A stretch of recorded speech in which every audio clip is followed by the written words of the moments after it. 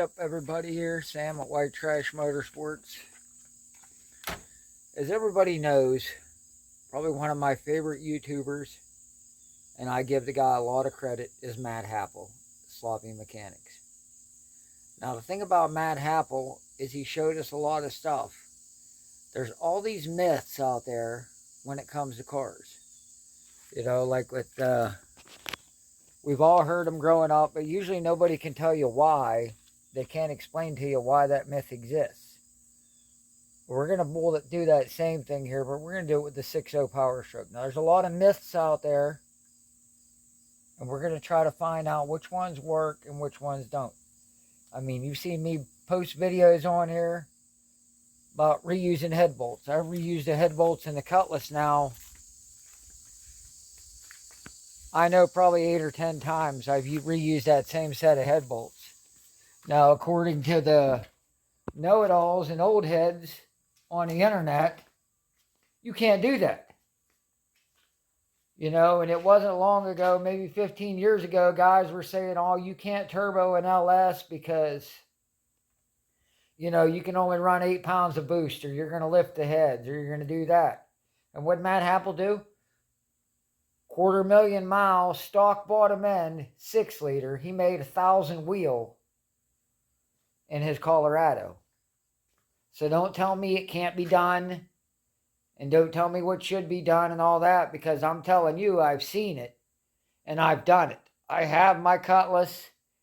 It's making about 750 at the wheels right now, and it does that reusing head gaskets, reusing head bolts, junkyard stuff. I take it out.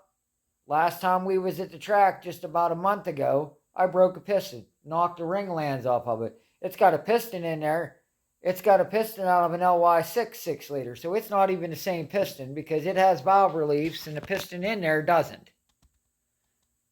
7 of them don't have valve reliefs. The one I replaced it with has valve reliefs. The car still runs good. I still daily drive the car.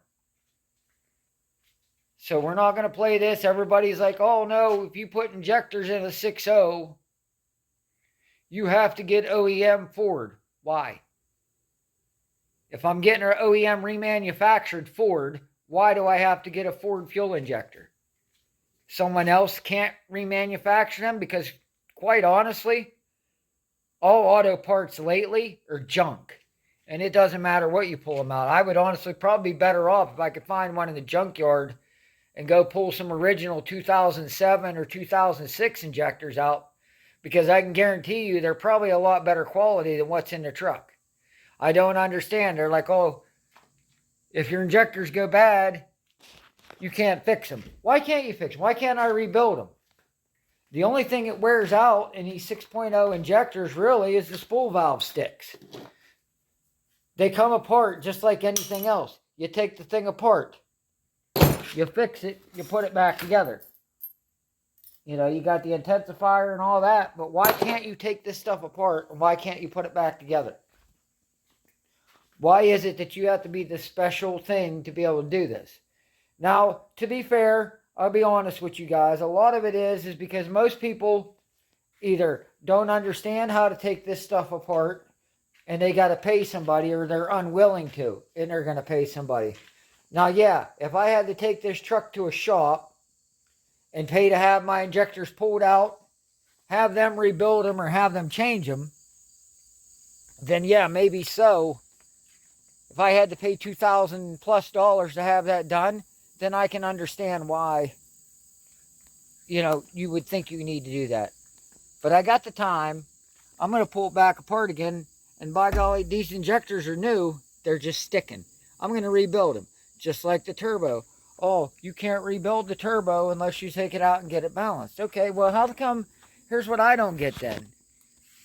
I can go online and I can order a turbo shaft and think, because I broke the shaft in this turbo. Well, I ordered a 10-vein whistle wheel, put it in there, bolted it up, and it's working fine.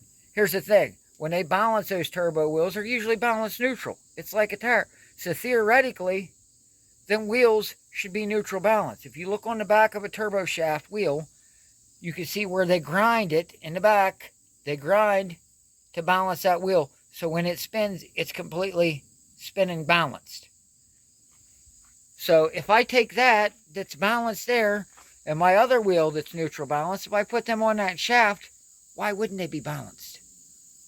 Why would I have to send my turbo out to be rebalanced? Because that's the weird thing. Now, I found kits online. I was looking at this.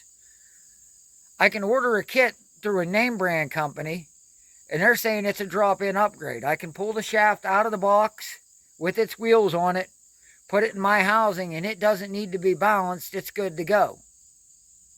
Then why can't I do that with any of them? Maybe you can, maybe you can't.